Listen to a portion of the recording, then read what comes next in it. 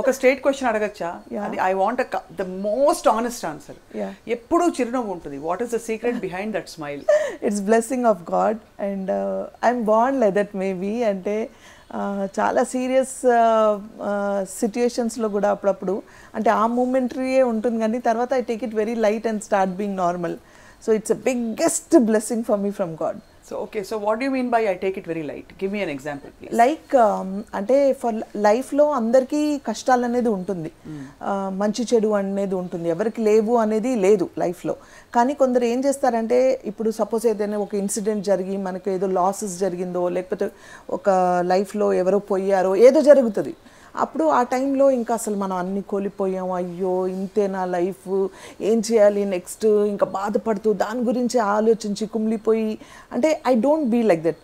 ఓ ఇలా జరిగిందా, షిట్ జరగకుండా ఉండాల్సిందే, ఏంటి, ఓకే ఫైన్, ఓ జో భీ హువా అచ్చే కే వాస్తే హువా, it's all good, if God wishes it happened. So what next అని ఆలోచించి మూవ్ అవుతాను, కానీ దాన్ని పట్టుకొని హ్యాంగ్ చేసి ఉండను అనమాట. నీకు తెలుసా అసలు నీ గురించి వాళ్ళు అట్లా మాట్లాడుకుంటున్నారంట, నువ్వు అసలు పట్టించుకో, మళ్ళీ వెళ్ళి వాళ్ళతో హాయ్ అలో చేసి మాట్లాడతావంటే I'm like that. I don't bother, వాళ్ళు ఏం మాట్లాడుకుంటే నాకేంటి, that is not my this thing, nature of listening. అవునా వాళ్ళు ఇలా మాట్లాడుకున్నారా, వాళ్ళు ఎందుకు ఇలా అన్నారు, అలాంటివి ఏమి ఉండవు నా దగ్గర. అంటే అన్నారేమో, వాళ్ళకి అనిపించుంటుంది నా గురించి చెప్పుకుంటున్నారేమో అని మూవ్ అయిపోతా. So that is how I take it light. చాలా అంటే 2-3 విషయాలు I gathered from what you said. One is దేవుడికి ఇష్టమైంది కాబట్టి ఇలా అయిందేమో, అంటే దేవుడు ఇట్స్ గాడ్స్ విల్ అని ఒకటి. రెండోది what next. So that is your approach, that is your foundation. And మూడోది మన మంచికే జరిగిందేమో అని. So you have those 3 things, 3 foundation principles intact, that you believe that everything happens for a reason, it's God's will, and that you it's God's will. And సమయం వచ్చినప్పుడు అన్నీ సాల్వ్ అవుతాయి, అన్నీ మంచిగా జరుగుతాయి. It is how you take. ఇప్పుడు suppose నేను మంచి జరగాలని ఆలోచిస్తే మంచి జరుగుతుంది, నాలో బ్యాడ్ ఆలోచించుకుంటూ అదే ఆలోచించుకుంటూ కూర్చుంటే I'm dragging the negativity. I'm not a women who carries negativity with me. I'm always very positive and take everything in positive way. So అది వదిలేస్తాను అక్కడ వరకే. అమేజింగ్. సనా చాలా సంప్రదాయ ముస్లిం కుటుంబంలో పుట్టారు మీరు. And married into Muslim family and completely. So this is a sensitive question. మామూలుగా యాక్టింగ్ వైపు రావాలంటే కొంచెం కన్జర్వేటివ్ గా ట్రెడిషనల్ గా ఉండే ఫ్యామిలీస్ ఎలా అలౌ చేశారు మిమ్మల్ని అసలు ఫస్ట్ మీరు యాక్టింగ్ లోకి రావడం అనేది? అంటే let me tell you, actually I'm born to a father who was a Christian and my mother was a Muslim. Love marriage. So ఆ రెండు ఇవి ఉన్నాయి, but more of only Muslim culture. So naturally we got married to a Muslim. పప్పా కి నహీ చలి బోలో. పప్పా కా నహీ చలా. No, he's very sweet person. Like he used to adjust for everything. So mom was very open and she's not like that she neglected anything ani, but more of this culture adopt ayindi. Marriage ayin tarvata my father-in-law and all, they knew, like you know, very young age lo marriage ayindi. Andariki telisi untadi ee party chaala interviews lo cheppan child marriage. So మా father in లాకి తెలుసు that she is very interested in education and ఒక మంచి family నుంచి వచ్చింది, పిల్ల ఏదో చేయాలనుకుంటుంది, so let's like encourage her. So 10th pass హోనేకే బాద్ పెళ్ళి అయిపోయింది. పెళ్ళైన తర్వాత మా ఫాదర్ ఇన్ లా లేదు, ఈ అమ్మాయిని చదివిద్దాం, ఓపెన్ యూనివర్సిటీ బీకామ్ కంప్లీట్ చేయమని చెప్పి ఆయన నన్ను కాలేజ్ పంపించారు. ఓకే. సో కాలేజ్ పంపించాలి అంటే ఆ రోజుల్లో అసలు మాకు ఆడపిల్లలు బయటికి వెళ్ళరు ఇంట్లో నుంచి, అసలు బుర్కా లేకుండా అలా జరగదు. అండ్ ఒక కోడలు బయటికి వెళ్ళాలంటే ఆ ముస్లిం ఒక కన్జర్వేటివ్ ఫ్యామిలీలో చాలా కష్టం. అలాంటిది మా ఫాదర్ ఇలా చెప్పారు, లేదు తీసుకెళ్ళు, నేను మాట్లాడేసి వస్తానంటే అడ్మిషన్ అన్నీ తీసేసుకొని ఆయన వీక్లీ కాలేజెస్ అప్పుడు సండే ఉస్మానియా వెళ్ళాలన్నమాట. సో మా అత్తగారు వచ్చేది నాతో పాటు, వచ్చి కింద గార్డెన్ ఉంది కదా, ఆ గార్డెన్లో తన క్యారేజ్ అన్నీ కట్టుకొని వచ్చి ఆ చెట్టు కింద కూర్చునేది till I finish all my classes. అప్పా. అంటే అది 3-4 o'clock అవ్వచ్చు, ఒక్కొక్కసారి 2-3 o'clock అయిపోయేది, ఒకసారి 5 o'clock అవుతుంది. మధ్యాహ్నం వచ్చి మళ్ళీ కూర్చొని భోజనం చేసి మళ్ళీ వెళ్ళిపోయేదాన్ని క్లాస్కి. తను కూర్చునేది అక్కడ. సో మా ఫ్రెండ్స్ వచ్చి అడిగేవాళ్ళు, కైకు ఆంటీ హమ్లోకి అయినా మేము చూసుకుంటాం, ఎందుకు మీరు అంతా ఇలా అంటే, మీరు చూసుకోరు, తను రాలేదు అని కాదమ్మా, ఎవరు మళ్ళీ వేలెత్తి చూపించకూడదు అని అన్నీ సాక్రిఫైస్ చేసి వచ్చి కూర్చోవడం తప్ప, లేకపోతే లేదు అని. అప్పటికి మా అత్తగారికి చిన్న పిల్లలు, ఎవరు వర్ నాట్, అంటే అందరు చిన్నపిల్లలే మా అత్తగారికి. ఆ రెస్పాన్సిబిలిటీస్ అన్నీ తను వదిలిపెట్టి నా కోసం వచ్చి అక్కడ కూర్చునేది అనమాట, నేను ఎడ్యుకేషన్ కంప్లీట్ చేయాలనేసి. But how did you feel ఎప్పుడు అంటే ఎందుకంటే సనా మిమ్మల్ని చూస్తే చాలా ఫ్రీ స్పిరిటెడ్గా you're like a bird that's ready to fly. But ఈ ప్రొటెక్టెడ్ ఎన్వైరన్మెంట్ చాలా బాగుంటుంది ఒక విధంగా చూస్తే, అంత లవ్ అండ్ అఫెక్షన్ అటెన్షన్ రావడం. ఒక విధంగా forgive me, but it can also be very very suffocating. Sometimes so much of love. Too much of love and also too much of protection. You want to break free. Did you ever have that conflict undinda? లేదు ఎప్పుడు లేదు. ఆ time లేదు అసలు, ఆ conflict ఆ time లేదు. I was going on and on with my works. కానీ రీసెంట్ టైమ్స్లో అనిపించింది, ఈ లవ్ లేకపోయి ఉండుంటే నా లైఫ్లో I would have been a spoiled girl. Spoiled girl in the sense very tender ఏజ్లో ఇండస్ట్రీకి వచ్చాను. ఇండస్ట్రీ అంటే తెలియదు, ప్రపంచం అంటే తెలియదు, ఏమి ఒక innocent girl when she comes to industry.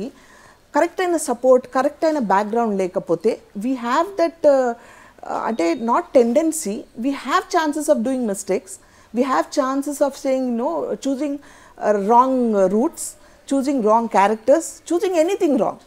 But when you have a protected family behind you, observing always like, you know, are oh aake baithe no ma varu nunchunar baita pick up chestar ipudu ayipoyin tarvata, so I can't go out, you understand? Right. So aa time ki are nai ne ellali, responsibilities unnai, panulu unnai, intlo ani vachesanu కరెక్టే. కానీ ఇప్పుడు అనిపిస్తుంది అలా చేస్తుంటే, suppose వీళ్ళు care చేయకపోతే, compare to few of the people I would also be one among them who didn't have a successful life అనిపిస్తుంది. I feel so. So success అంటే అన్ని విధాల ఇంట గెలిచి రచ్చగలవాలి. అవును.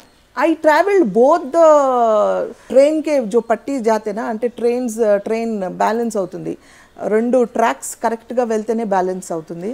సో రెండు బ్యాలెన్స్ చేయాలి. ఎందుకంటే వాళ్ళు నాకు ఫ్రీడమ్ ఇచ్చారు, నువ్వు పని చేసుకోమని ఫ్రీడమ్ ఇచ్చారు, వెళ్ళి చేసుకోమని ఇంత ప్రేమ చూపిస్తున్నారు. అదంటే నేను అడ్వాంటేజ్ తీసుకోకూడదు. రేపు ఫలానా కోడలు, మీ కోడలు అంటే ఇలా చేసిందని ఎవరు వేలెత్తి మా మామ కానీ మా అత్తగారు కానీ చూపించకూడదు. Because they loved me so much, I should give back them.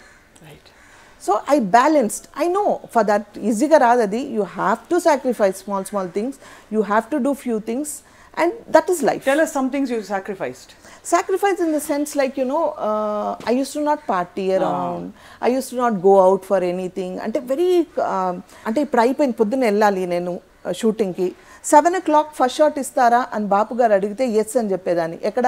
RFC film సిటీలో అప్ అండ్ డౌన్ చేస్తూ. అంటే 4 o'clock లేవాలి నేను ఆ గెటప్లో. అప్పటికి నేను అన్నీ వండి, అన్నీ పెట్టి, వీళ్ళ క్యారేజీలు కట్టి, అన్నీ సెట్ ఉన్నాయా లేదా అన్నీ సెట్ చేసుకొని, అందరికీ ఎక్కడిదక్కడ అన్నీ అప్పగిచ్చి చెప్పి, దారిలో వెళ్తూ మేకప్ వేసుకొని నేను లొకేషన్కి వెళ్ళేదాన్ని. బట్ అలా అనేసి నేను బిజీగా ఉన్నానని I didn't imbalance my career or anything. అలా అని ఇంట్లో అమ్మ నాన్న ఉన్నారు కదా, మా కజిన్స్ ఉన్నారు కదా, పని మనుషులు ఉన్నారు కదా, చూసుకుంటారని పిల్లల్ని ఎక్కడ నెగ్లెక్ట్ చేయలేదు. వాళ్ళు చదువుతున్నారా లేదా, వాళ్ళు ఏం చేస్తున్నారు, వాళ్ళు ప్రతి సెకండ్ వాళ్ళకి టైంకి ఫుడ్ వెళ్ళిందా లేదా, ఐ యూస్ టు మానిటర్. వచ్చేటప్పుడు వీలైతే నాకు కూరగాయలు నేనే తెచ్చుకొని, మేమే కట్ చేసుకొని ఫ్రిడ్జ్లో పెట్టుకొని అన్నీ పొద్దున్న లేచి మళ్ళీ చేసేదాన్ని. వాళ్ళు చేస్తారు కదా అంటే I wanted to do it is out. నాకు కంపల్సరీ కాదు. You didn't want to have house help అంటే ప్రాక్టికల్ గా చాలా మంది, బికాజ్ ఇంత బిజీ ప్రొఫెషన్ లో ఉంటూ అండ్ ఎర్నింగ్ సో వెల్, చాలా కామన్ థింగ్ కదా హౌస్ హెల్ప్ పెట్టుకోవడం. అంటే హౌస్ హెల్ప్ ఉన్నారు, అదే చెప్తున్నా, మా కజిన్స్ ఉన్నారు, అమ్మ ఉన్నారు, నాన్న ఉన్నారు. బట్ వంట మనిషిని ఎలా పెట్టుకోలేదు. ఒంటరి మనుషులు వీళ్ళే మా కజిన్సే చేసేవాళ్ళు, దే వర్ దేర్. బట్ నేను నా పిల్లలు నేను కదా చూడాలి కదా, నేను కదా చెయ్యాలి. వాళ్ళు చేసేస్తారంటే వాళ్ళు ఎలా చేస్తారో, సరిగ్గా చూసుకుంటారో లేదో, కరెక్ట్గా వండుతారో లేదో అని ఒక ఫీలింగ్. ఇప్పుడు కాన్వర్ట్ పొజిషన్లో నేను ఎక్కడైనా అవుట్డోర్ వెళ్ళిపోయి ఎక్కడైనా అప్పుడు నేనేం చేయలేను, అప్పుడు వాళ్ళు చేస్తారు కదా. సో నాకు ఇప్పుడు వీలవుతుంది కదా, ఒక గంట నేను ఎక్స్ట్రా పని చేస్తే అయిపోతుంది కదా అన్న ఫీలింగ్లోనే ఉంది. కానీ this was not compulsory forced on me. You understood? I took it up. అది నా ఇష్టంగా చేశాను. That may look a sacrifice to some people, that may look overaction curry రాదు, ఎక్కడికి పిలిచిన ఫ్రెండ్స్తో కలవదు, పార్టీస్కి రాదు అని మాట్లాడుకున్న వాళ్ళు కూడా ఉన్నారు. I had no time for that and నాకు ఇష్టం లేదు. వాట్ ఐమ్ సేయింగ్, నా ఇష్టం ఎక్కడో ఉంది, నాకు కోరుకున్నాను, ఏదో కోరుకున్నాను. ఎక్కడుంది ఇష్టం? ఇష్టం ఇంట్లో ఉంది, పిల్లల ఆనందంలో ఉంది. మా వారు తిన్నారా లేదా అని చూసుకుంటా, నేను ఇంటికి వెళ్ళి వండానా, ఓకే పూరా కలికి షూటింగ్కి వెళ్ళి ఎవ్రీథింగ్ ఇస్ రెడీయా చూసుకోవడంలో ఆనందం ఉంది. పార్టీకి వెళ్తే ఇక్కడే బ్రెయిన్ ఉంటుంది నాకు, ఏం చేస్తున్నారు, చదివారా లేదా, వీళ్ళు ఏం చేశారు, కరెక్ట్గా వాళ్ళ స్కూల్ డ్రెస్ సెట్ అయిందా, ఇవి ఆలోచిస్తాను తప్ప అక్కడ ఎంజాయ్ చేయను. సో అక్కడికి వెళ్ళినా ఒక 5 నిమిషాలు 10 నిమిషాలు ఉండేసి వచ్చేసేదాన్ని అనమాట. సో అట్లా you take it as a small sacrifices or whatever it is. Right.